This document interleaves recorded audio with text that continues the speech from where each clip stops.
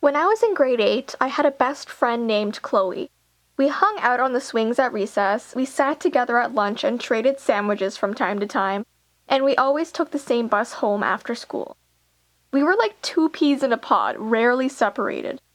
Well, that soon changed when Chloe got a boyfriend halfway through the year. He was a boy named Tom that was known as one of the school's biggest bullies. Everyone was extremely intimidated by him and tried to stay on his good side. Once I had seen him throw a kid's backpack over the roof of the school for no reason. He just seemed to take pleasure in ruining people's days. So when Chloe asked me to sit with him and his friends at lunch every day, I couldn't say no. I didn't want to lose her as a friend, and I didn't want to upset him. So I pretended to support their relationship, even though I knew Tom was a bad guy. Well, one day a new girl named Jenna was introduced to our class. She looked very shy and nervous and had no one to sit with at lunch, so she sat by herself.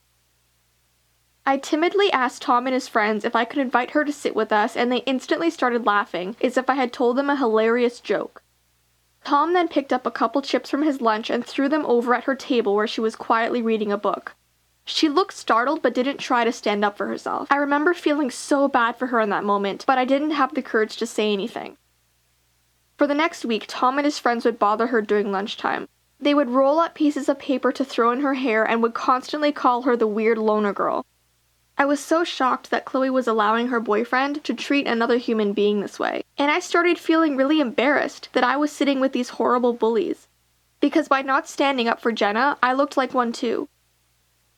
So the next day I finally decided to make a change, even if I knew it would impact me negatively. So instead of sitting with Chloe and Tom, I went and sat beside Jenna.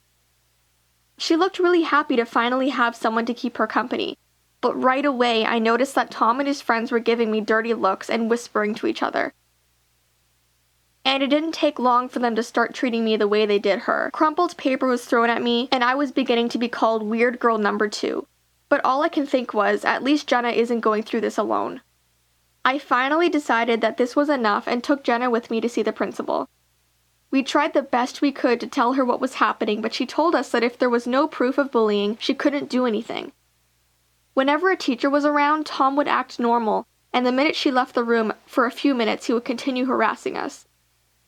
It was a very difficult time, but every time Jenna would tell me how thankful she was for my friendship, it was so worth it.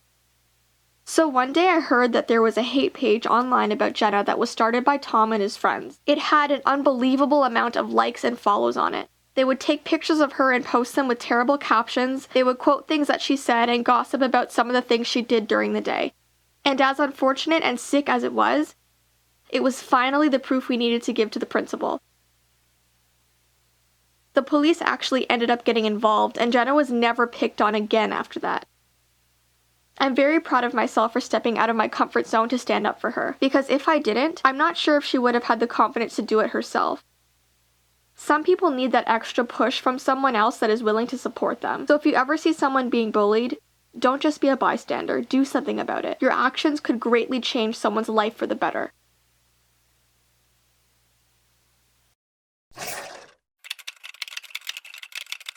Oh my god, and we totally jumped off the cliff and had to swim all the way to shore because the dog chased us all the way to the end. Oh.